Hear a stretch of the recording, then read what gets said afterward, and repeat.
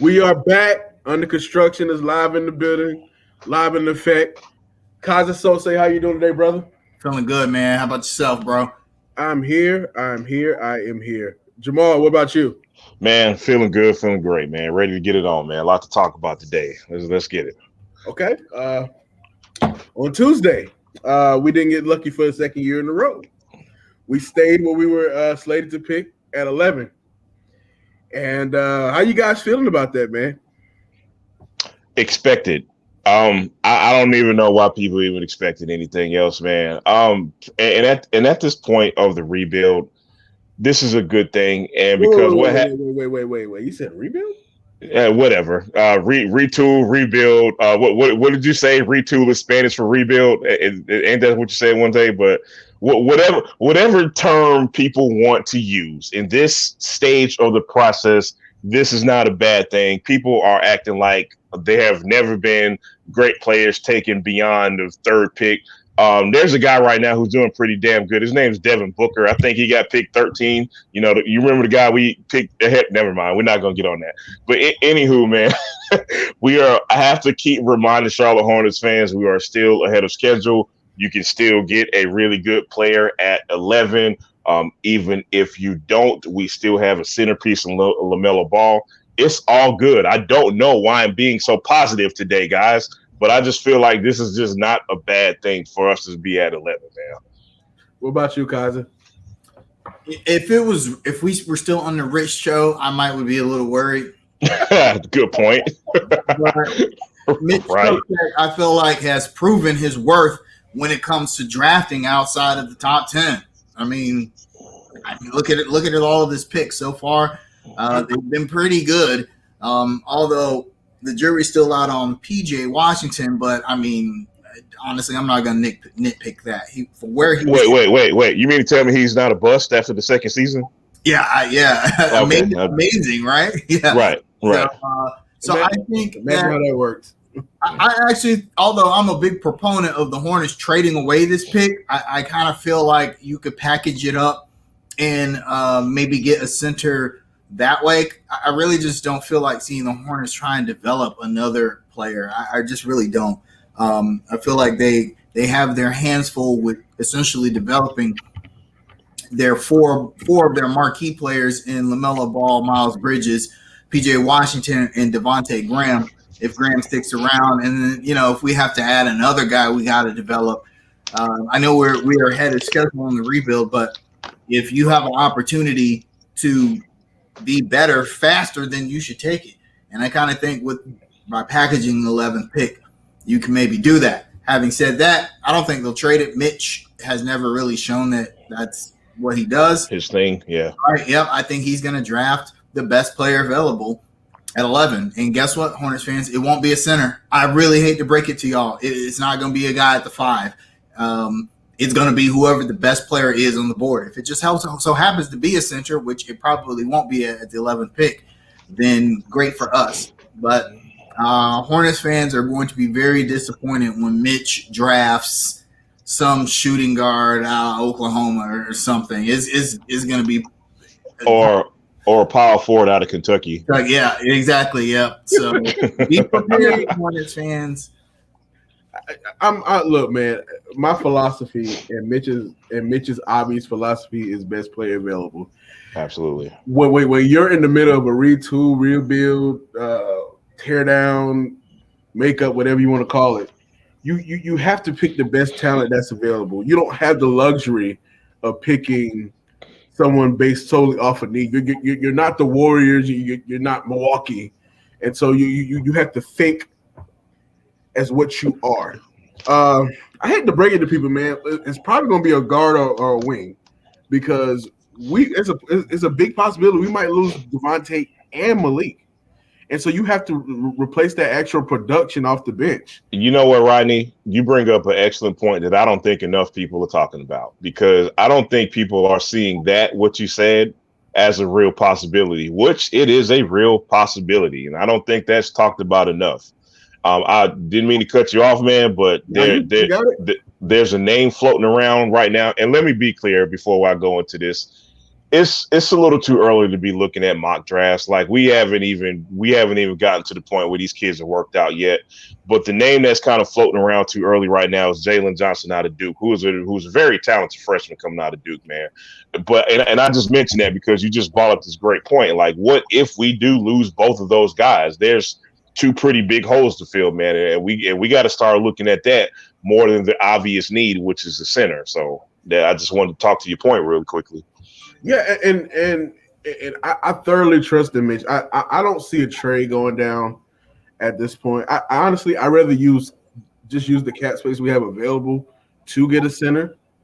I like that option a little more, but I mean, I'm all for like doing it the best natural route possible. Like, to me, Atlanta caught lightning in a bottle, and Atlanta got the right pieces that were available at the time. Mm-hmm. But if you look at Atlanta, their cap space in the next couple of years isn't there. And so we don't know what the true max of that team is.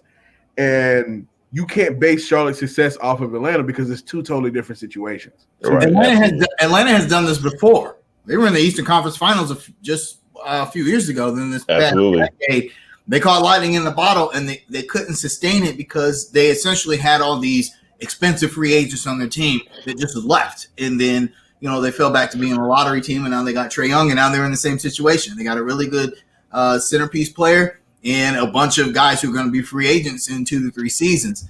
I think the Hornets are trying to avoid that by having homegrown talent. By that, I mean guys they drafted that will build up some type of rapport and loyalty with the team. Also, all you fans out there, I suggest you go to Sport Track and look at how Mitch has structured a lot of the contracts. A lot of these guys are kind of locked into being Hornets for a long time unless the team says, okay, we're done with you. We might lose Monk and Graham, but they're both restricted free agents, and Monk has a qualifying offer.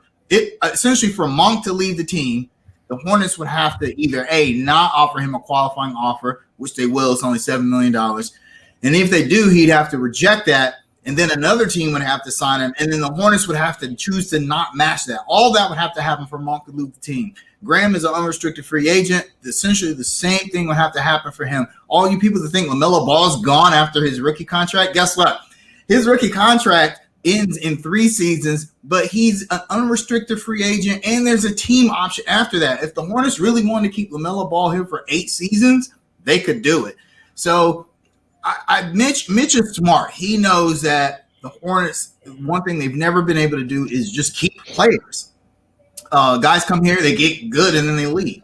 And I think he's done a lot to try and mitigate that, and I think that's the Hornets' plan going forward, unlike the Hawks, who have said, okay, we got to build around this guy now and try and win. I mean, look, Trae Young last year kind of put that pressure on Atlanta right before the offseason. He said he wants to win now.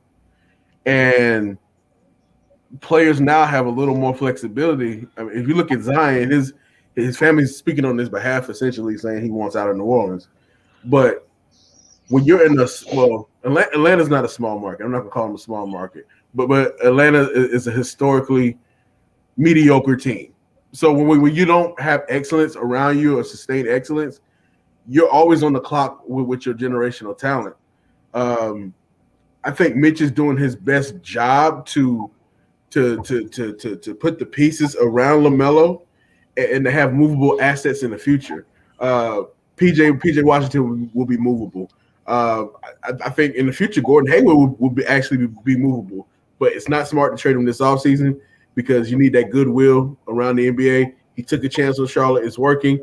And for us to trade him after 1 year, that sets a bad precedent. The last season in his contract, I would imagine the Hornets would be looking to move him regardless of how good he is at that point, because you would expect that guys like Miles Bridges will have ascended at that point. But right now, not a good time. Not a good time. Don't even entertain it. Our best player, I feel like. The difference when he was on the court and when he was not was so massive that you just can't ignore that. You can't ignore that. And you go ahead, Jamal. Not to mention the fact, man, like, the whole injury prone narrative is it's just a bit silly, man. I go back to this all the time, man. Like, to me, there's just a fine line between being unlucky and being injury prone. Like Gordon Hayward does not have one chronic problem. You get what I'm saying? Again, the dude came down on somebody's foot. It happens. It's severe sprains happen. Yeah. Right. It happens by chance sometimes. So it's not like we're dealing with a bad hip or a chronically bad back or something like that, man. It's just bad luck. You know what I mean? And I don't think you can just give up Gordon Hayward based off of that, man. So, and you made a commitment, and both parties made a commitment to each other. Like, so you have to try your best to make that commitment work. And giving up after one season is just silly. It's beyond silly to me for any party to move on after this. So, yeah, and then if I'm a free agent and I committed to the city of Charlotte, I moved my family, I shifted my life to being in a mid-sized city, where I could be in like in New York or Chicago or something like that. It's a slap in the face for you to trade me after 1 year. Hello. It's a real big slap in the face. Like, we got to stop looking at players like they're just players and not pawns. Like they're just pawns. Yeah, like pawns on the chessboard. Like, we have to look at them like they're actual people who go through actual things. And but the thing is, moving them is not a good move. But you know who I blame for that, man. I call it the Bill Belichick effect, because we know how the Patriots operate in football, and fans kind of fall in love with that. Like, yeah, this is a team, and we're tough, and we got to do it. Like, no, man, that's not reality, especially in the NBA. The NBA works a lot differently, man. So you got to operate, you got to move a lot differently, and you got to treat these, especially with guaranteed contracts. It's a more complicated when you factor that into it as well. Gotcha. Speaking of players having feelings, was Scottie Pippen in his feelings? What is wrong with Scottie Pippen, man? What is wrong with him? I'm gonna give a rundown. I'm gonna give a complete kind of rundown of what happened this week. So, I guess he had an interview with GQ magazine. They talked about Ben Simmons and Giannis Antetokounmpo. And he basically said that Ben's issues are all up here, which I fully agree. I kind of agree with that. And that Giannis could airball a free throw, come down, try to dunk on you again, and miss the free throw, come back and try to dunk on you again, which Giannis has no fear. Giannis is a complete animal. He said that basically LeBron James won the title by himself in 2016. Stop it.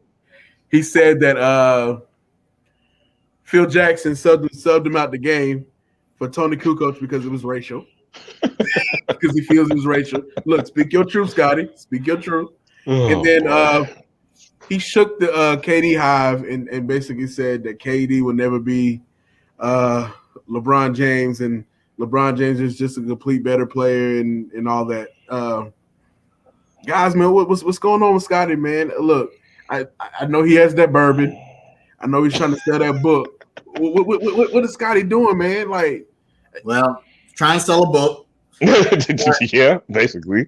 But so to be fair to Scotty, I don't think he's ever quite gotten the recognition that he deserved because, I mean, he played under Michael Jordan. Yeah. So, and I think that weight, that's got to weigh on him.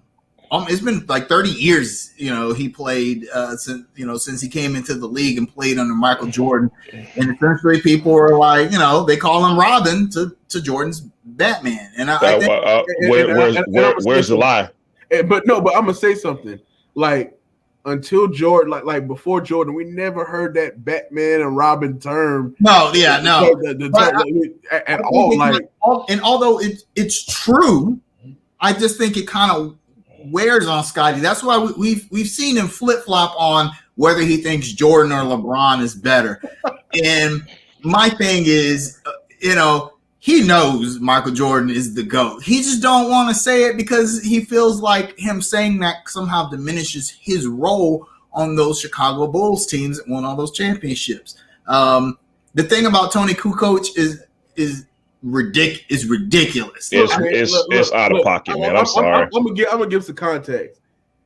There was a play earlier that year that was exactly drawn up, and Tony Kukoc hit the game-winning shot for Chicago.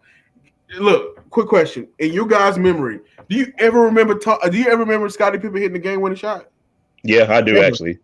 Yes, I do. It was a regular season game that didn't matter. It wasn't nothing important, but yeah, I do. Seriously.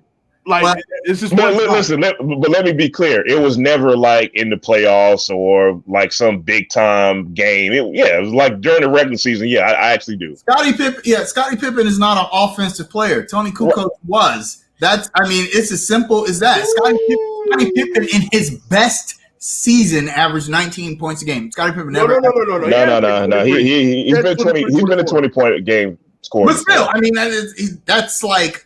that's the offensive feeling for Scottie Pippen. Let me bust this real quick, man. So this whole Tony Kukoc thing, I'll speak to this first. Tony Kukoc was simply a better option because he could get a shot off faster than Scottie Pippen. That's it. He had a quicker shot release than Scottie Pippen. That's the only reason why that play was drawn up for Tony Kukoc at that point. Now, to the other stuff about Scottie Pippen as a player himself, Kaza stole all my thunder. And I believe it's because he's in his feelings about him never getting the credit he deserved for those championships. But here's my thing about that. Michael Jordan himself has came out and said multiple times, I don't win 6 titles without Scottie Pippen. MJ himself has said it. I don't know why Scottie Pippen is looking for further validation from the public in regards to that when the man himself said it. So to Kaza's point, man, coming out with a book and being in GQ, Scottie Pippen finally has his shine, so to speak. The spotlight is now on Scottie Pippen. And I've been listening to conversations about this.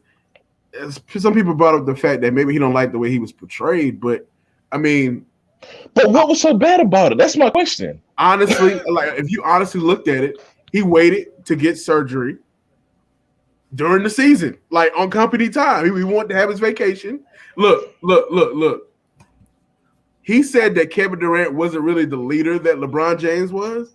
And then look, Kevin Durant fired back with this, which is right. Didn't Scottie refuse to go back in the game for the last second shot because he was in his feelings? The coach drew up for a better player. Like, where's the leadership on that? You're averaging 22 points a game. You got your team in the second round of the playoffs. You decide to sit on the bench. You're not a leader. Like, suck it up. Address it after the play. Be a decoy. Let your team win. But and here's my thing, man, with the whole Batman and Robin thing, like anybody who knows basketball, anybody who studied the game of basketball, anybody who's really into the culture of basketball has always given Scottie Pippen his merit, his credit on his own. Everybody has always consistently said the same thing about Scottie Pippen. Top 50 player, one of the best defensive players we've ever seen. Michael Jordan, the Bulls don't win 6 titles without him. Everybody who knows basketball has been consistent in saying these things. Again, I don't know why he's trying to validate himself all over again. You remember the whole thing where Skip Bayless, I hate to bring his name up in basketball discussions, but remember when Stephen A just jumped all over this dude for suggesting he wasn't a top 50 player? That's just an example of just the media being consistent about giving Scottie Pippen his props. Where is this coming from, man? Like, it's puzzling. It's been festering for a while. Yeah, no doubt. He knows that Kevin Durant will engage him in this because Kevin Durant would engage me, or he'd engage my daughter, if she came at him. So Scottie Pippen's he's not dumb. He's not stupid. He knows what he's gonna do to sell. Look, man, Scottie Pippen on a Charlotte sports podcast. We're talking about Scottie Pippen. Hey, listen, man. Remember when Mike Tyson was talking about biting Lennox Lewis's ear off and eating his kids and all this other stuff? Scottie Pippen's doing the same thing. Right. He sell some books. I wouldn't have even bought the book. I probably still won't buy it. I'm not buying no book. But there's going to be people out there that want to hear what Scottie's got to say. Now, I kind of agree with him on some of his takes on LeBron and KD. I feel like as good as Kevin Durant has been during his career, LeBron James has been the best player in the league damn near every year since he came into the league. Or I don't think that's debatable. I feel like that's not debatable. I feel like LeBron may not be the same kind of leader as players in the past. I think he's a leader. The quality of his leadership leaves a lot to be debated, but I'd say he's more of a leader than Kevin Durant, who seems to be content with just being a really good guy, on his teammates. I don't really see Kevin Durant as a leader per se, and I don't think that's a bad thing. Kevin Durant's just like, I'm just going to go out here and drop like 47 points, and I'm going to do my thing. So I don't agree with him on that. Let me speak to that point, man, because and look, man, I'm this is gonna sound like I'm hating on LeBron, which I'm not, man. But y'all know, like, when LeBron does things, everything is more magnified when he does it because he's more out in the front doing it. We can visually see LeBron being a leader. We see the things he's done on the bench and in front of the camera. Kevin Durant just might not be the same, like you said, like the same type of leader. His might be more behind the scenes, or I'm going to lead by example. To me, there's no leadership style that's better than the other. It's just a different type of leadership style. Pippen may prefer LeBron's leadership over KD's. I mean, and I'm gonna say this. KD's been the best player in the league since 2017. I'm just putting that out there. That's debatable. I mean, look. During LeBron's run, when LeBron was Superman on the Heat, LeBron was. It's not even. He was. Yeah, during that run, it's not even debatable. Now, if we're talking the last 3 or 4 years, maybe we can. 4 or 5. I'll say this: LeBron can still, in his advanced age, he's 35. He can still do more overall. No, he can't. It's just that physically it cost him more than it costs Durant, because Durant's a little bit younger, came in the league later. If LeBron needs to get a triple-double for his team to win, he's going to go out there and he's going to get a triple-double. His team may not win, but he's going to go out there and get you like 36, 10, and 11. I'm gonna say this. Those last couple of games versus the Suns, he didn't look. But that may be age. That may be age. But here's one thing. Like you, man. Age and injury. I mean, the injuries are catching up to LeBron. He's been Iron Man his whole career, but at his age, it only takes one ankle, and then that's it, and then your prime's over. I mean, Kevin Durant still he's a few years younger than LeBron. He's been in the league less time, and I will say this: by the time they are both retired, the conversation about who was better will be closer, because KD's going to have a quadrillion points at that point of his career, and he'll probably have another championship. So 3 championships to 5. I think there'll be some debate. Hey, I got a quote, man. What do y'all think about this quote, man? Kevin Durant said, they followed Phil Jackson, not you. I mean, if you look at it, Scottie, in his book, he's basically saying that he was the leader of that team. And Kevin Durant is like, you don't like you chose to rehab during the season. How can you be a leader? you didn't want to sacrifice. I don't think there were any real leaders on that team. And this is based on what we know from media narrative and watching The Last Dance. Right. Everyone followed Phil. I'm not even sure if you could count Michael Jordan as he was a leader in some sense. In that he motivated other players, but Michael Jordan's idea of motivation was like, look, you better hit the shot. I'm gonna bust your ass if you don't hit the shot. That's right. If you don't hit the shot, I'm gonna pass you the ball. You're gonna hit the shot, and players are like, okay, damn, I'm gonna hit the shot. But I think that Phil Jackson was the leader of that group. Imagine in today's NBA if you had a player like Dennis Rodman that in the middle of a playoff series leaves. Right, does what he does. Yeah. WWF event. Yes, I'm old. I said WWF. WWF event, bangs Carmen Electra and goes gambling and gets drunk in Vegas. What player is going? There's no player that can deal with that. There's not a player on. Scottie Pippen wasn't calling Dennis Rodman, hey man, we need you to talk. You know, I want no. In fact, they said what? It was Michael Jordan and Phil Jackson that went and got Dennis Rodman out of his hotel room because that's how the Chicago Bulls ran. So guys, I one more thing, man. This is one more thing that Scottie Pippen said that I want your take on it. I really do want your take. He was referencing Sir Charles. He said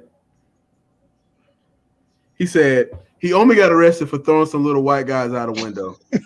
I ain't never seen him fight no black man unless there was a referee around. He plays his role like he's tough. I don't know nobody he done whooped.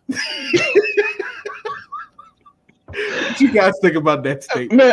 Man, how can we answer that? Because it's not like we hang out with Charles Barkley, man. Here's what I know. Here's what I do know about Charles Barkley. Charles Barkley, on the court at least on the basketball court, it didn't look like Charles Barkley feared anybody. He's gotten into it with Charles Oakley, who was the toughest of the tough. Like if you want a real tough guy, there's no way you're gonna convince me otherwise of Charles Oakley. So that's enough for me, man. So on the court, I saw plenty of examples where Charles Barkley was ready to go to war with everybody who was in front of him, man. Karl Malone, Charles Oakley, Dennis Rodman, anybody. You know what I'm saying? So only because the referees were there. What can we say to that? I don't know, man. I'm not hanging out in bars with Charles Barkley, man. I don't buy it. I don't. Scottie act like he was out there boxing every. That's what I'm saying. Like where your strengths at?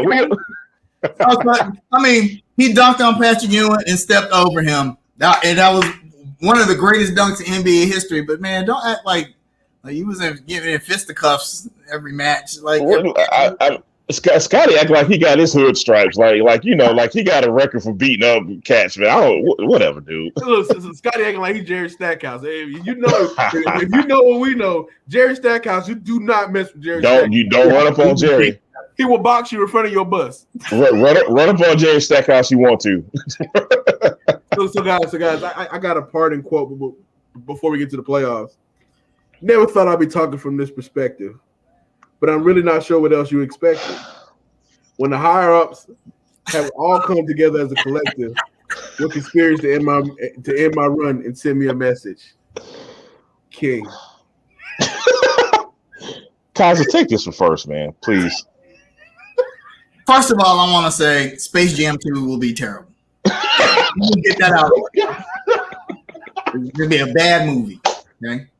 Now that we've established that, a lot of people talk about how Michael Jordan, I got to take it to the GOAT, how Michael Jordan would not be able to manage in today's NBA, the social media age, like LeBron and other players of his ilk would. Which I totally agree with.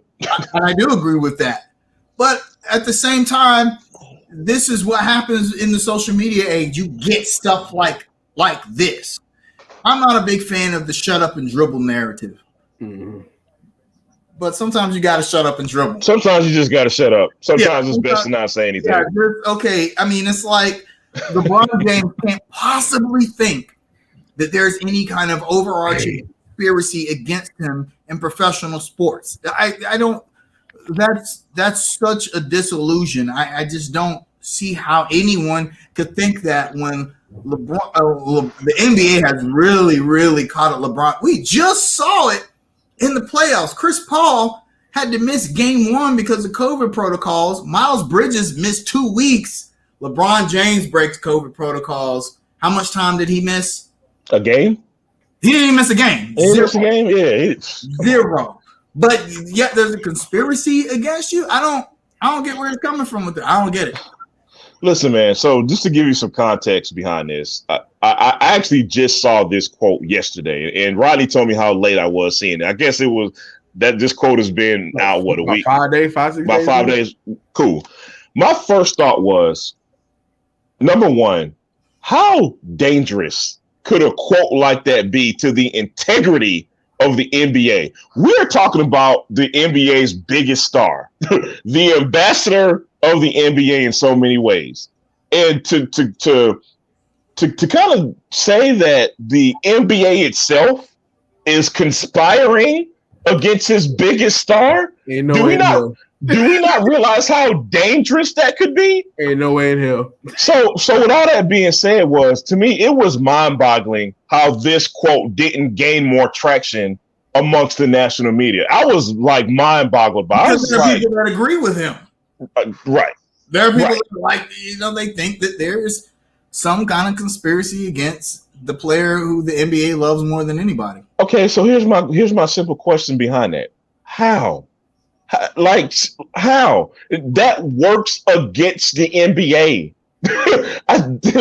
There's no logic behind it, man.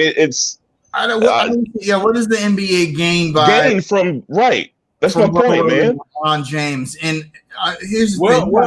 Well, the NBA has gained viewership this playoff. Well, okay, so did anybody expect that? There's hold on. The statistic that I see being floated around is how viewership in the playoffs is higher than it was in the last 2-3 seasons. But that counts viewer share from the total playoffs. And LeBron played in the first round. So it counts those numbers. And people wanted to see LA versus Phoenix. People wanted to see that. So I'd like to see the conference finals numbers in the upcoming finals, which will probably be Milwaukee and Phoenix, which that's going to be interesting.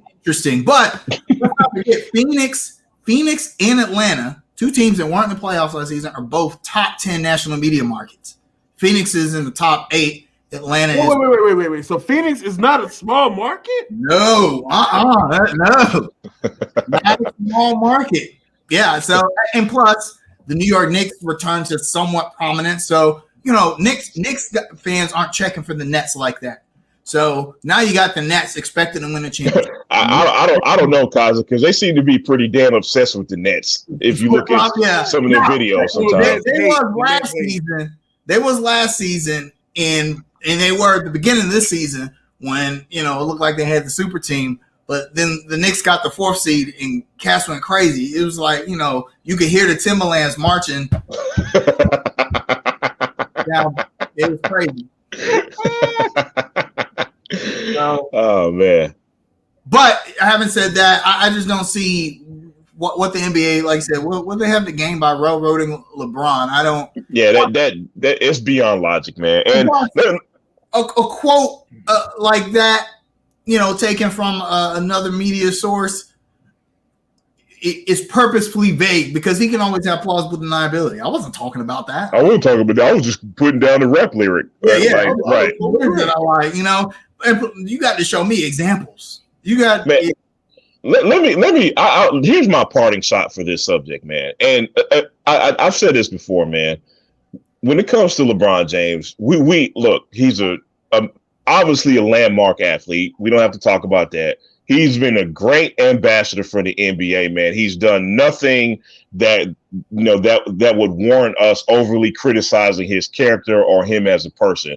But my one beef with LeBron has always been attention seeking, man. He's always doing something where it just seems like he has to have himself in the limelight. He's out of the playoffs. The Lakers are not a thing right now. He's not a thing right now, but somehow, some way, he has to interject himself into the spotlight. And that's kind of always been my small annoyance with LeBron. And again, man. Right. And the thing is, man, like I think for lack of a better term, man, he's got kind of lucky with this quote because it could have really crossed a dangerous line. Luckily, it didn't, and we can all just kind of move on and pay attention to the teams we have in the playoffs now. Perfect segue, right? Speaking teams that we have in the playoffs, that is called a segue, people. Yes. The Phoenix Suns are up 3-1 versus the Los Angeles Clippers. Chris Paul is literally a game away from his first NBA Finals at 36 years old. Wow. Yeah. Guys, man, are you impressed with what Phoenix has done, or are they just the benefactor of Kawhi being out? A little bit of both. I think it's fair. Phoenix, I think, was the better team throughout the regular season. So, they deserve this success, and it shouldn't really be surprising. I don't think they're up 3-1 if Kawhi is playing, though. I think it's probably a 2-2 series at this point. But that's the way the NBA is. Yeah. I could do in front of you. Yeah, I could just point Chris Paul. You guys remember a few seasons ago was injured in Game 7. He didn't play in Game 7 against the Golden State Warriors when he was with the Rockets, and a lot of people figured that they would win that series. Chris Paul didn't play, and the Warriors won that series and went on to win another championship. So now Chris Paul is on the other side of that coin. So the thing is I'm not a Chris Paul fan. I'm not a Chris Paul fan. I feel like he's kind of a dirty player. A lot of guys in the league just don't like him. To me, his only redeeming quality is that he's from North Carolina. But damn, that's a lot of hate, bro. Yeah, damn, Casa. Damn, I'm a hater. But having said that, Chris Paul is probably the best pure point guard of his generation. I mean, since the point guards of the 90s, Chris Paul carried that style over into a generation of the league where that style of play from point guards has gone away. You don't see many guys like Chris Paul. Mid-range killer. Yep. He could impact the team in so many ways. And he can step out and shoot the three if he feels like he needs to. He's just a really complete player. So I'm glad to see that kind of player come in and elevate their team to what's surely going to be a finals appearance. Yeah, I also agree it's a little bit of both, man. It's probably 2-2 if Kawhi's playing, but here's my thing, man. Here's what nobody talks about. The Suns they actually have won a couple of games where Chris Paul didn't play. And on top of that, I don't think their backup point guard gets enough props. I don't think Cameron Payne gets enough props, man. He's come in and he's played some pretty big minutes when Chris Paul was either ineffective or not playing at all. I just think the Suns are the most complete team. Does that mean they're the most talented? Probably not, but they are more in sync than any other team that I see still playing right now. And Monty Williams deserves a lot of credit for that, man. I think Cam Johnson has given them big minutes, man. I think Bridges has given them some big minutes. I think he's ascending. He's a rising young talent. Can't say enough about DeAndre Ayton, man. I mean, he's gonna. Good Lord, he's about to get paid. He's gonna get paid in the offseason, man. So again, I just think they're the most complete team. And I think Chris Paul is to the Suns what Gordon Hayward is to the Hornets. And here's what I mean by that. He is a stabilizer. I said this before, Chris Paul was the perfect he was a perfect missing piece to the puzzle of the Suns. He just fit in perfectly with them. When the offense is stagnant, when Devin Booker is off, which is not often, Chris Paul steps in immediately and he gets the job done. I kind of see them going on to be the champions. If more than likely they're going to play the Milwaukee Bucks. I'm sorry, man. They're my pick to win it all right now. Now things are fluid, things are changed, but again, I just think that they are the most complete team left playing right now. Look, man. First of all, I want to give a shout out to James Jones. Who was the executive of the year, which is well deserved, showing that former players all they need to be given is a chance, is opportunity. Look, man, I want to give credit to somebody who got a lot of freaking hate. Paul George, man. Look, I know he missed free throws and all, but he has pretty much led this team since Kawhi is out to the Western Conference Finals. Yeah, he has. Yeah. When Kawhi hurt his knee, we all had them for dead, and we all were preparing for Utah versus Phoenix. We didn't get that. In actuality, it should be 2-2 beside the missed free throws. And if you look at last night, there was missed calls. Terrence Mann, he should have got an and one. The ball was out on Bridges toward the end of the game, and Chris Paul traveled. So there were a lot of missed calls. Look, this series should have been 2-2 if we want to keep it funky. But it's still not over. No, it's not. Well, listen, it's pretty much over. But we've seen, especially in the Western Conference, where there's the parity is different. We've seen teams come back from 3-1 deficits and win. Golden State did it a few years ago. against OKC. Hey, Kaza, kind of funny you mentioned that because when they were interviewing CP3 after the game last night, the first thing Rachel Nichols said, "Hey, Chris, you're up 3-1." Chris Paul shut it down immediately. He says, "I don't want to talk about 3-1. I've been there before." I mean, he didn't even address the question. He knows. I mean, if you look at the talent that the Clippers have, it's a bunch of mid-level talent, not top-end talent. I fully don't expect them to come back. I mean, this playoffs has been pretty much condensed for them. Like, they had like a day and a half break coming into this series. Like, they didn't get the normal 2-3 day break. So, I mean, they're playing with dead legs, house money. I fully expect Phoenix to close them out in Phoenix. I'll say this much, man. Let me flip flop just a little bit, just based off of this. I thought the Clippers were dead against the Mavericks. I thought the Clippers were dead against the Jazz, and they responded. They responded both times. Whatever the case is, they've responded at least being down 0-2 two times. I will not discount the resiliency of the Clippers. I'll just say that much. I'm still picking Phoenix, but I'm not going to discredit the Clippers, man. And as far as your misplaced assumption that Phoenix is going to win the championship, let me tell you something. The champion is coming from Milwaukee, Wisconsin. You think so? Yeah, no, I agree with Rodney here. Let me tell you something. Drew Holiday can D up Chris Paul or Devin Booker. No problem. There is nobody in Milwaukee that is actually checking Giannis Antetokounmpo. Nobody's checking Giannis. And then on top of that, you play into Milwaukee style by playing DeAndre Ayton on the floor. Like, yeah, that's what Lopez will draw him out there because Lopez can hit those threes. And then you got Bobby Portis. They can throw a wave at you. The only problem with the Bucks in the past few seasons has been that they lacked experience and they just couldn't get over that hump. And then there were times where Giannis's confidence was shot late in games because he couldn't hit free throws and it was costing his team and they just couldn't get over that hump. They're about to get over the hump. And you think Giannis taking that confidence into the finals, who's going to stop him on Phoenix? Who's going to stop him on Phoenix?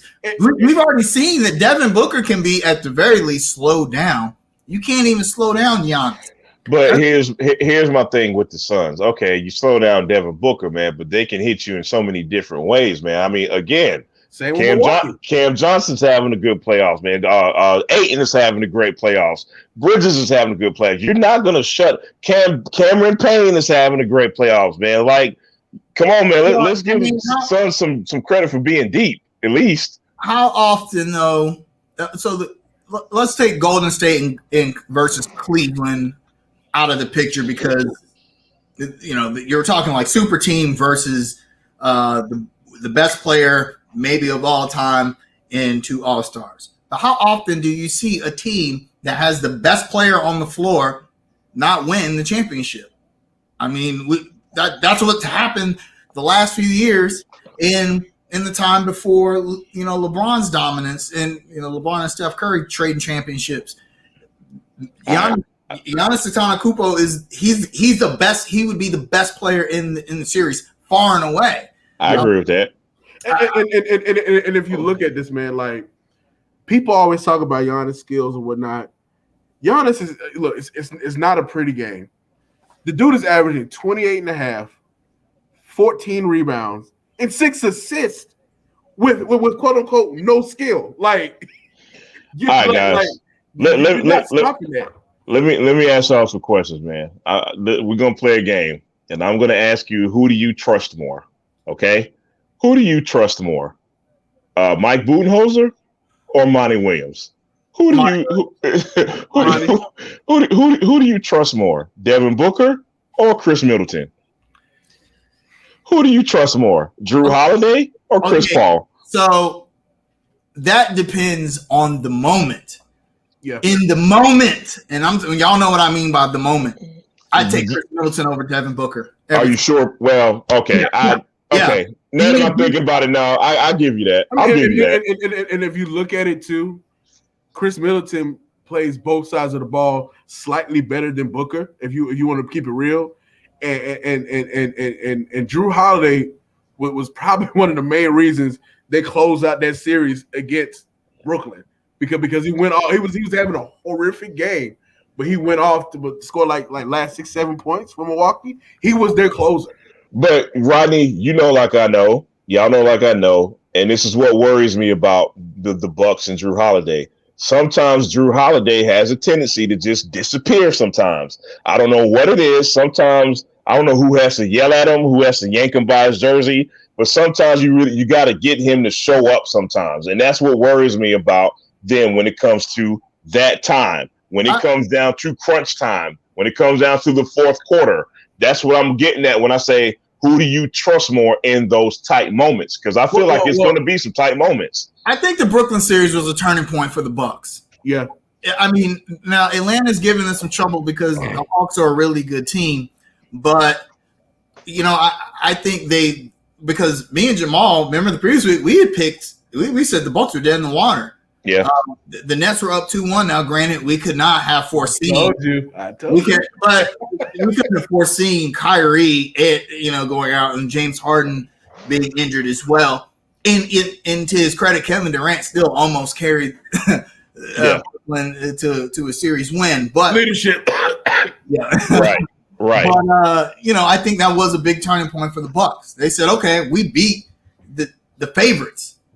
We can totally win this. And I think in those moments, because the NBA Finals is all about those moments. Yeah. So big in those moments. So guys, we're just not giving the Hawks any shot, right? I mean, look. Honest. Look, I'm gonna be quite honest. The way the Bucks adjusted last game, yeah, it was telling. I agree. Like because Atlanta was trying to kill him with that pick and roll and the floater. Mm-hmm. They shut that down. They shut it down. And then you look at Drew Holiday, the way he played physical defense with Trae Young. Trae Young will figure it out eventually, but by that point, to me, it'd be too late. Yeah. But I think they split in Atlanta, and it comes back 2-2, and the Bucks close them out in the last two. Yeah, go ahead, Kaiser. Real quick, I think if Atlanta had a home court advantage, I would actually pick them to win the series. But the fact remains is they don't. They've got to, at least travel for at least what would be 2 more games if it went 7. So, yeah. I hate to be Captain Obvious here, but Giannis Antetokounmpo is obviously a horrible matchup, specifically for John Collins. And John Collins is a big piece for what the Atlanta Hawks do, and he's limited because he's facing a monster in Giannis. Let's call a spade, man. And if he's ineffective, the Hawks have very little chance to make any treadway against the Bucks, man. It's as simple as that, man. And it also somebody said Chris Middleton is inconsistent. For this playoffs, he's averaging 22 points, 7 rebounds, 4.5 assists, a steal and a half per game. Look, I think during the first round, you that might have been true, but since then, nah, he's gotten it together since then. Oh, guys, let's look. So I'm online scrolling, looking online, and I see a hot take, a scorching hot take. The Carolina Panthers are overrated. The coaches, and particularly Joe Brady, get a lot of credit and hype, but I really do not understand why. They have not proven they can be they cannot prove that they can implement an effective offense, and I fear blaming Bridgewater was a cop-out for the coaching failures. So I'm not convinced they'll be any better with Darnold, yet this team is getting a lot of buzz. First of all, this is funny. Where is that buzz coming from? Yeah, who? I would like to meet them. I would like to meet whoever's overrating the Panthers. I'm looking under the table. I'm looking in my bottle full of buzz. I don't see the buzz, but I'm gonna give my opinion. I can't effectively grade the coaching staff last year because of the circumstances surrounding the opening of the season. Like when you bring a new regime in, you have to have time to get everything right, gel with the players and stuff like that. COVID screwed everything up. I look, this is the true evaluation. This is a true evaluation year to me. But this person sounds like they want a cape for Bridgewater, and I'm not here for it. So, guys, that's exactly what it sounded like. That's exactly what it sounds like. Yeah. Go ahead, Kaza. I was gonna say, how can you blame coaching failures when multiple times Teddy Bridgewater didn't do what the coach said to do, and we lost games because of it? That's just it's as simple as that. It's simple as that, man. And I hate to keep bringing up this example, but it's the most egregious one. Hey, man, if we score here, we might beat the Green Bay Packers. So whatever you do not run the ball and put it over the goal line because you might fumble it. Okay, coach, what's he do? Gotcha, coach. QB dive on one. Yep. Fumble, lost. So, I mean, I agree on some of his points in that Matt Rule and Joe Brady haven't shown that they could implement an effective offense. But like Rodney said, it was COVID season. It's Matt Rule's first year as a full head coach in the NFL. And there was uncertainty at the quarterback situation. So, I mean, I agree with on those points, but nobody's calling the Panthers overrated. There's no or calling them better than their. Let me ask you a question. For a team that's consistently picked to finish third or fourth in the division, how in the hell can you be overrated? It could be a syndrome. You are properly rated, or in some cases underrated. Right. So here's the thing, man. This is interesting. This is why I'm laughing so hard at this. We started this podcast because a part of the reason, a small part of the reason we started this podcast, because we thought to ourselves, man, you know what? The Hornets don't get enough objective coverage when it comes to the Carolina Panthers. So with that being said, you know, are they overhyped a lot? Yes. Are they overrated? Absolutely not. I mean, because the question remains, who is this coming from? We know in this city, football is king. Hell, in this country, football is king. So there's always going to be more coverage, more hype, more excitement, more whatever. You get what I'm saying? But I don't think there's anybody from the media calling the Carolina Panthers the division champs going into this season. Nobody's saying it's kind of been put up or shut up with this team going into the season. So who is this coming from? Does this person who said this tweet, is he related to Teddy Bridgewater in any kind of way? Is this Teddy Bridgewater's cousin? Like, I don't get exactly. It's kind of off base, man. He's based out of Denver. But what actually is kind of concerning to me is you got Panthers fans. Yeah, I agree. Woo, yeah. Like, how? I understand that you hate Matt Rule. I understand that you think Joe Brady shouldn't have got those interviews. I don't think he should have either.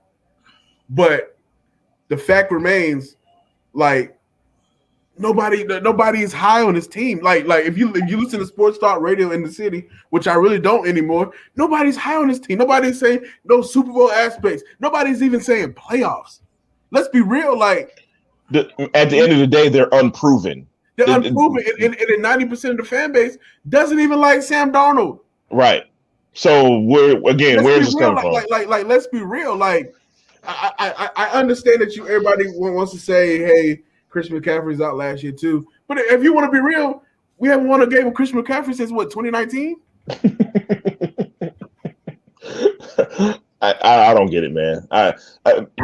The thing is, maybe this team is rebuilding. This team is rebuilding, and I don't think they've actually put the label on the rebuild. But if you look at it, everything is screaming rebuild. Tepper's not going to do that because fans will tune out. If you say, okay, we're rebuilding, fans will be like, call me when the rebuild's done. Then I'll come to some games. Tepper's all about his pocketbook, and he knows that. Listen, it's really funny that we continuously say David Tepper is the owner of this city who loves his money, yet the people of Charlotte will always say the other owner only cares about his money. And that is melanin.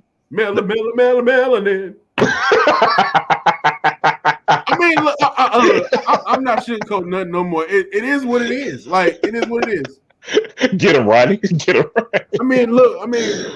Michael Jordan deserved this criticism, but Michael Jordan is spending money every year, and for actual players. You mean for actual players? For actual players, right? And they're actually telling you their freaking plans. Mitch Kupchak came out and said, "Hey, we're retooling," which everybody knows is rebuilding. You fire the coach, you tear it down. The Panthers have not said so because they don't want to miss out on that money. Because they have a hit. Them. Well, listen, if that's the case, don't have such a hidden agenda. Can we all agree that it seems like the Panthers have had like this hidden agenda for the last? I'm gonna throw this out there. Rebuilding teams don't get new stadiums. I couldn't have said it any better, bro. There you go, guys. We'll do a quick hitter. Is Northlake Mall in trouble? Yes. Yeah, we talked about this on the show. They're going the way of Eastland Mall. Yep. You can't shoot people in the mall. Look, Kaiser, listen to me. They shoot people in Carolina Place. Carolina Place is in danger of closing too. They've lost anchor stores. But they gained the anchor store back. They gained the Dicks. Rodney, look, I'm about to say it. Give me a second. They shoot people in Concord Mills too. Concord Mills. Okay, they shoot people in Concord. Look, and they have meth labs in Concord Mills. They do. Oh wow. Yeah, they found a meth lab there. Concord Mills. I try not to put them in the conversation as Northlake and Carolina because Concord Mills is something different. It's a mall. Listen, you know what? You know what's funny about Concord Mills? We, as Charlotteans in the surrounding areas, may not recognize this, but did you guys know that Concord Mills is kind of technically a tourist attraction? Yeah. Like, seriously. It's the largest. Come visit Concord. You make a shot today. It's one of the largest malls on the East Coast. It's got an aquarium. I don't like to count it because Concord Mills is not like for instance, Northlake. You know, me and Rodney, we live fairly close to Northlake. It's like, I need to go get something from Northlake, and I just go up there. I don't ever be like, man, I need to go up to Concord Mills. You got a plan for that. Yeah, exactly. People who live in Concord don't go to Concord Mills. It's like Concord Mills for like Christmas shopping or, stuff like that. Whereas Carolina Place and Northlake are like community malls. They're very close to residential areas, unlike Concord Mills, which is not near a residential area. So Northlake, very close to a residential area. And so those malls are always in danger of closing because of, can't be shooting in the malls. Let me ask you a question.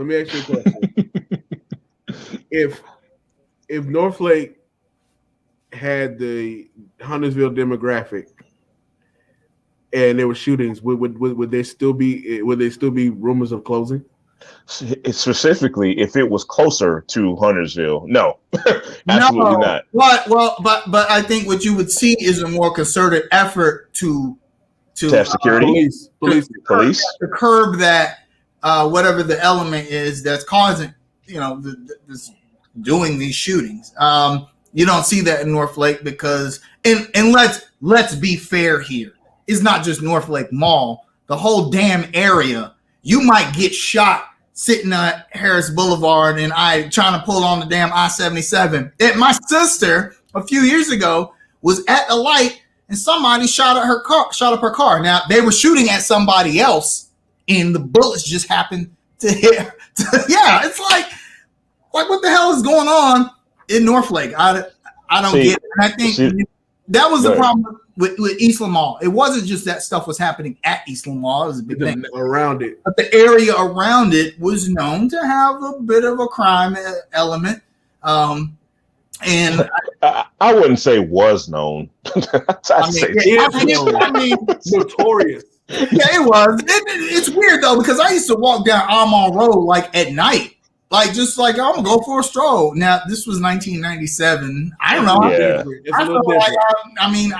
I wasn't afraid to walk down the street. Now I wouldn't walk down Central Avenue now or the Almond Road now, but I think that's what it was. And Northlake might be the same thing. Whereas Carolina Place, Pineville is not known as a high crime area. It just isn't. So.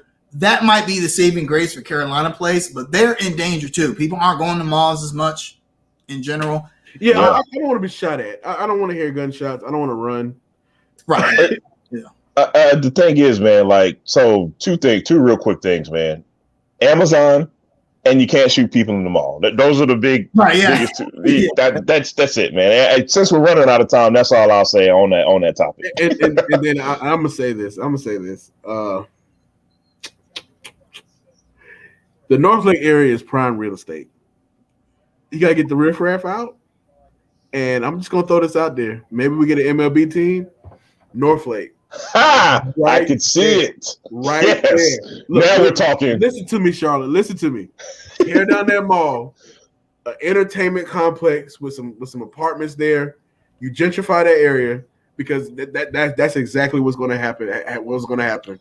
Rodney, you sell out. You can't suggest gentrification in Northlake. You sell out. Look, man. Look, Northlake is gentrifying itself.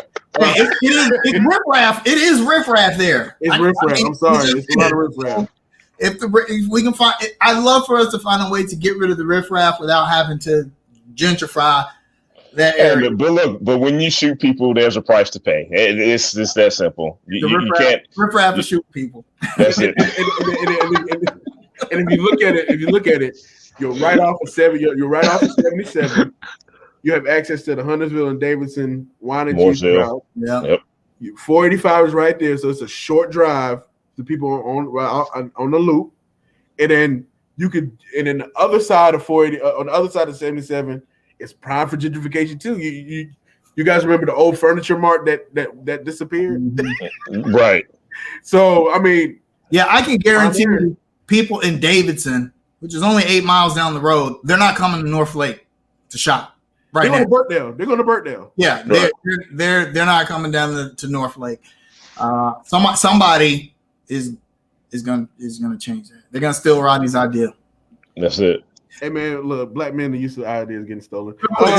This is gonna be my shout out because stealing Rodney's idea gave me. This is a old man Kaiser story, so bear with me. But my dad, used to work. He worked with Duke Energy for 40 years, and he worked there when Charlotte got the Hornets. And for those of you who are really young and do not remember the old Charlotte Coliseum, that place was massive.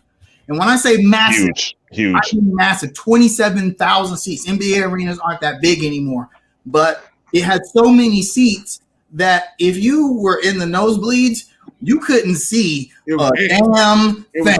You were just looking at ants playing on the court. Unlike, NBA arenas now where there are really no bad seats like at the Spectrum Center. But back in the Charlotte Coliseum, you were just out of luck if you couldn't get down close. So this guy my dad worked with, this guy was a big Hornets fan. And he was like, man, I've been to games there, but, I just can't see anything. So he had this idea. He was like, you know what? Someone should just sell binoculars at the game. That would be a great idea. He's like, and every day he'd come to work and he'd talk about this idea. And he chart out his business plans. You know what? If I get a loan, I can get the da-da-da-da-da-da. He'd do this every day. And guess what happened?